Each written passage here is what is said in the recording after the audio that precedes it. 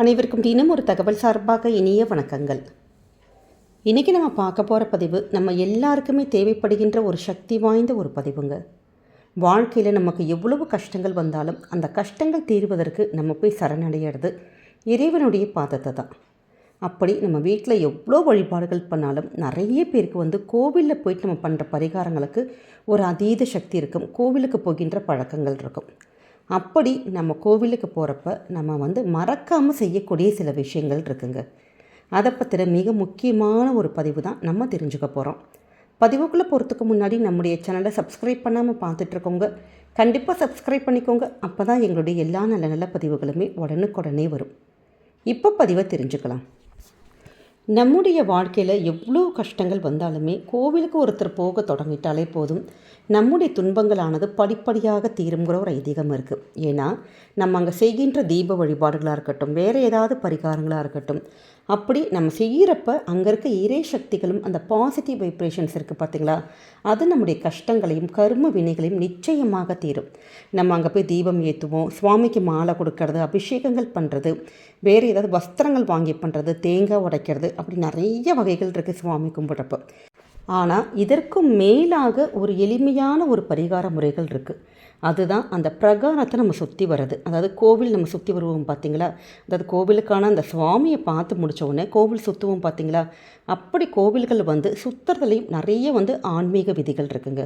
நம்ம கோவிலை எத்தனை முறை சுற்றுனா நமக்கு என்னென்ன பலன்கள் கிடைக்குங்கிற மிக முக்கியமான விஷயத்தை தான் நம்ம தெரிஞ்சுக்க போகிறோம். ஏன்னா கோவிலை நிறைய பேர் அவசர கதியில் சுவாமியை மட்டும் பார்த்தா போதுங்கிற ஒரு எண்ணத்தில் கடவுளை மட்டும் பார்த்துட்டு அந்த இடத்துல விழுந்து கும்பிட்டுட்டு அப்படியே கிளம்பிடுறாங்க. ஆனால் அது முற்றிலும் தவறான ஒரு விஷயம். என்ன கூட்டங்கள், என்ன நெரிசல்கள், ரொம்ப இதாக இருக்க முடியலை, அவசர வேலை எதுவாக இருந்தாலும் சரி, கோவிலுக்கு வரவங்க கண்டிப்பாக பிரகாரத்தை சுற்றி கோவிலை நம்ம நமஸ்கரிச்சுட்டு ஒரு 5 நிமிடம், அதிகபட்சமாக ஒரு 2 நிமிஷமாச்சும் நீங்கள் அந்த இடத்துல உட்காந்துட்டு நம்ம போனாதான் உங்களுடைய வேண்டுதல்கள், நீங்கள் என்ன விஷயத்துக்காக வந்திருக்கீங்களோ அந்த விஷயங்கள் நடக்கும். அந்த வகையில் நம்ம கோவிலை எத்தனை முறை நம்ம கோவில் பிரகாரத்தை சுற்றி வந்தால் என்னென்ன பலன்கள் கிடைக்குங்கிறது தாங்க இப்போ நம்ம தெரிஞ்சுக்க போகிறோம். கோவில் பிரகாரத்தை ஒரே ஒரு முறை நம்ம வலம் வந்தானா நம்ம இறைவனை அணுகுவதற்கு சமம்னு அர்த்தம். அதே மாதிரி 3 முறை நம்ம கோவில் பிரகாரத்தை வலம் வந்தானோ நம்முடைய மன சுமையானது கண்டிப்பாக குறையும். 5 முறை யார் வலம் வரோமோ அவங்களுடைய என்ன மனசில் நினச்சி வேண்டிக்கிறீங்களோ அந்த நினைத்தது கண்டிப்பாக கிடைக்கும். 7 முறை வலம் வந்தால் காரிய வெற்றி உண்டாகும். 9 முறை வலம் வந்தால் எதிரிகளுடைய தொல்லைகளானது கண்டிப்பாக விலகும். 11 முறை வலம் வந்தால் ஆயுள் விருத்தி உண்டாகும். 13 முறை வலம் வந்தால் வேண்டுதல்கள் நிறைவேறும். 15 முறை வலம் வந்தால் தன லாபம் உண்டாகும். 17 முறை வலம் வந்தால் தானியங்கள் சேரும். 19 முறை வலம் வந்தால் எப்படிப்பட்ட அந்த பிணிகள், நமக்கு வியாதிகள் வந்தால் கூட அது தீரும். 21 முறை வலம் வந்தால் நம்முடைய கல்வி விருத்தி ஆகும்.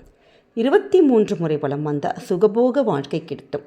108 முறை யார் ஒருத்தங்க நம்ம வலம் வரோமோ நமக்கு புத்திர பேர் நிச்சயமாக கிடைக்கும்.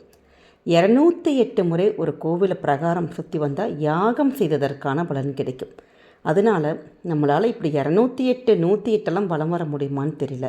ஆனால் அட்லீஸ்ட் நம்ம கோவிலுக்கு போகிறப்ப குறைந்தது 3 முறை நம்ம போயிட்டு வந்தோன்னா நிச்சயமாக நம்ம நினைத்த பலன் அடையலாம்.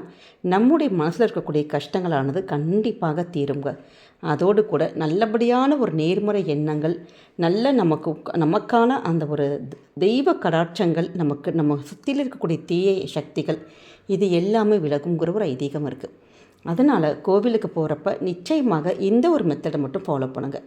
அதே மாதிரி கோவிலுக்கு முடிச்சுட்டு நம்ம வீட்டுக்கு போகிறப்ப நிறைய பேர் செய்யக்கூடிய சில தவறுகள், அப்படியே நம்ம கோவிலுக்கு தான் போயிட்டு வந்துட்டோமே அப்படின்ட்டு நிறைய பேர் நம்ம போகிற வழியிலே அசைவ உணவுகள் சாப்பிட்றாங்க, இல்லாட்டி அசைவ உணவுகள் வீட்டில் போய் சமைக்கிறோம். ஆனால் அது முற்றிலுமே தவறான ஒரு விஷயம்.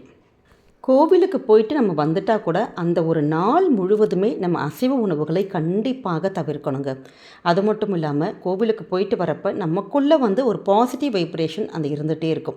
அப்போ நேராக நம்முடைய வீட்டுக்கு தான் வரணுமே ஒழிய வேறு எங்கேயுமே போகாமல், ஏன்னா அந்த ஒரு வைப்ரேஷன், அந்த ஒரு பாசிட்டிவ் எண்ணங்கள் நம்முடைய அந்த அருள் சொல்லுவாங்க பார்த்திங்களா, அந்த இறை அருள் நம்ம வீட்டுக்கு கிடைக்கணுங்கிறதுக்காக தான் நேராக வீட்டுக்கு வர சொல்கிறது. அதனால் வெளியில் எங்கேயும் போகாமல் முடிஞ்ச வரைக்கும் வீட்டுக்கு வர பாருங்கள். அதே மாதிரி நிறைய பேர் கோவில் போயிட்டு வந்த கையோட டக்குன்னு போயிட்டு உடனே போய் காலெல்லாம் அழுக்காக இருக்குது, ஒரு மாதிரி கசகசன்னு இருக்குன்னு டக்குன்னு போய் கை காலை கழுகிறது, உடனே போய் ஓடி போய் குளிக்கிறது அப்படிலாம் பண்ணுவாங்க. அந்த தவறை மட்டும் என்றைக்குமே பண்ணாதீங்க. கோவிலுக்கு போயிட்டு வந்துட்டு அப்படி கை கால்கள் அழுக்காக இருந்தால் கூட பரவாயில்ல, கொஞ்சம் நேரம் நம்முடைய வீட்டில் உட்காந்ததுக்கு அப்புறமேட்டு அதற்கப்புறமேட்டு நீங்கள் வந்து கை கால் கழுகலாம். ஆனால் எப்பயுமே வந்து இப்படி குளிக்கவே கூடாது. கோயிலுக்கு போயிட்டு வந்து குளிக்கிறதுங்கிறது நம்ம அந்த கிடைச்ச அந்த இறைவனுடைய வரம் இருக்குது பார்த்தீங்களா, அந்த அருளே நமக்கு வந்து கிடைக்காம போயிடும். போயிட்டு வந்த புண்ணியமே இல்லாமல் போயிடும். அதனால் இந்த ஒரு தவறுகளை மட்டும் எக்காரணம் கொண்டும் செய்யாதீங்க. இது எல்லாமே எளிமையான விஷயங்கள் தாங்க. கண்டிப்பாக நம்முடைய அன்றாட வாழ்க்கையில் இந்த சின்ன சின்ன விஷயங்களை நம்ம பின்பற்றி வந்தாலே போதும், நம்முடைய வாழ்க்கையானது இறை அருளால் நிச்சயமாக நல்லா இருக்கும். இந்த ஒரு பதிவு கண்டிப்பாக உங்கள் எல்லாருக்குமே பிடிச்சிருக்கும்னு நினைக்கிறோம். பிடிச்சிருந்தால் மறக்காமல் ஃப்ரெண்ட்ஸ் அண்ட் ஃபேமிலி மெம்பர்ஸ்க்கு ஷேர் பண்ணுங்கள், அவங்களும் இதை பார்த்து பயன்பெறட்டும். நம்முடைய சேனலை சப்ஸ்கிரைப் பண்ணி உங்களுடைய ஆதரவுகள் சப்போர்ட்டுகள் எங்களுக்கு என்றைக்குமே கொடுக்கணுங்க. மீண்டும் ஒரு நல்ல பதிவோடு உங்களை சந்திக்கிறோம். நன்றி, வணக்கம்.